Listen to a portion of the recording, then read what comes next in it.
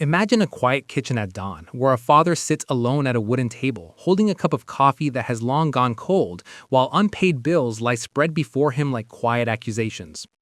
The numbers on those pages have not changed dramatically overnight, yet they feel heavier, more oppressive, as if time itself has quietly altered their meaning. The price of bread has risen again, the cost of electricity has climbed steadily, and the rent has increased without negotiation, while his salary has barely shifted in response.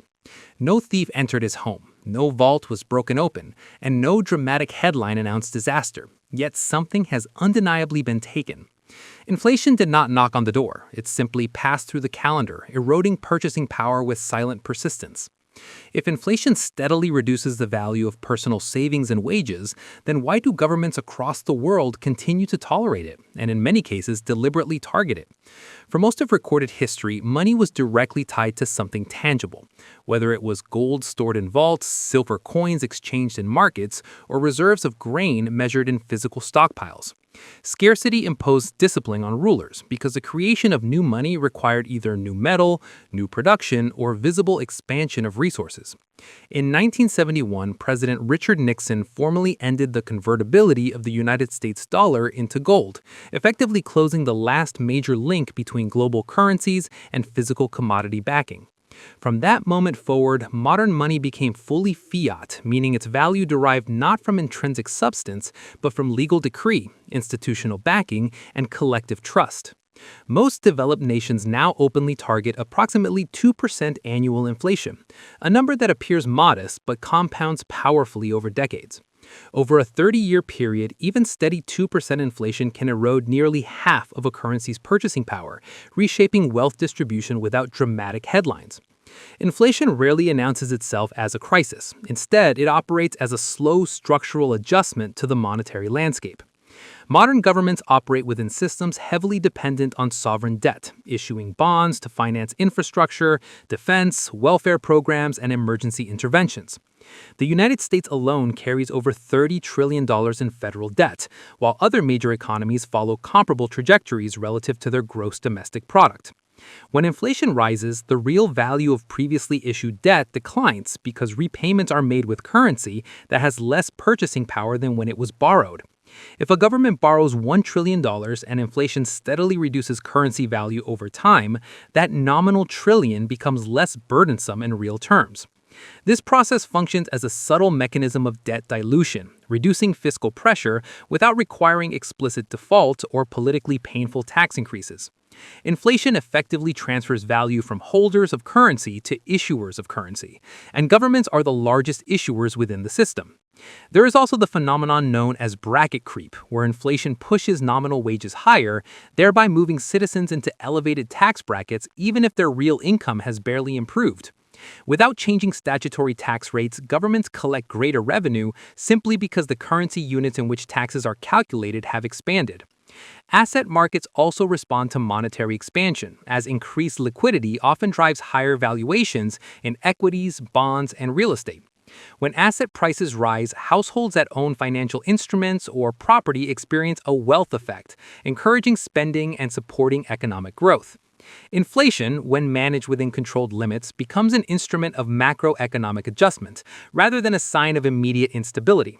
However, inflation ceases to be beneficial when it escapes predictability and undermines public trust in the currency itself. In the 1920s, Germany experienced hyperinflation so severe that paper money lost value by the hour, savings were annihilated, and economic confidence collapsed into chaos. More recently, countries such as Zimbabwe and Venezuela have endured similar spirals, where excessive monetary expansion destroyed the reliability of domestic currency. Even moderate inflation can destabilize advanced economies if it combines with stagnant growth, as occurred during the stagflation of the 1970s in the United States. Energy shocks and loose monetary conditions fueled sustained price increases, while unemployment remained high and productivity faltered.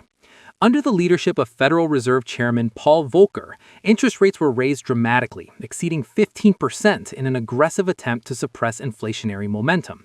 The policy induced recession, but it restored credibility to the currency and reasserted central bank commitment to price stability. The turning point demonstrated that inflation can be both a strategic tool and a destabilizing force, depending on its scale and public perception. In contemporary economies, inflation reshapes wealth distribution in uneven and often subtle ways that are not immediately visible to the average citizen. Debtors, including governments and highly leveraged corporations, benefit from the erosion of real repayment obligations over time.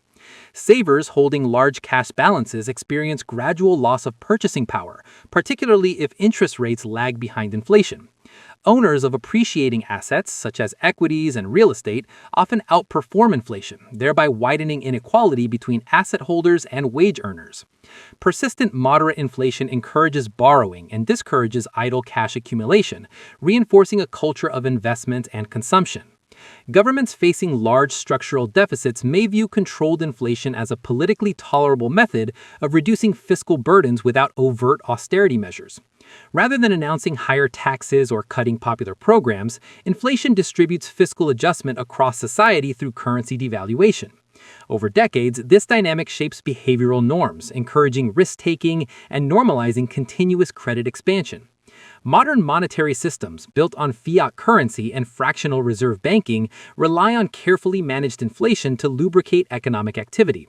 The system is not designed for zero inflation indefinitely, because stagnation of currency supply can magnify debt burdens and suppress growth. Inflation therefore operates as a balancing mechanism, mitigating debt accumulation while sustaining nominal economic expansion.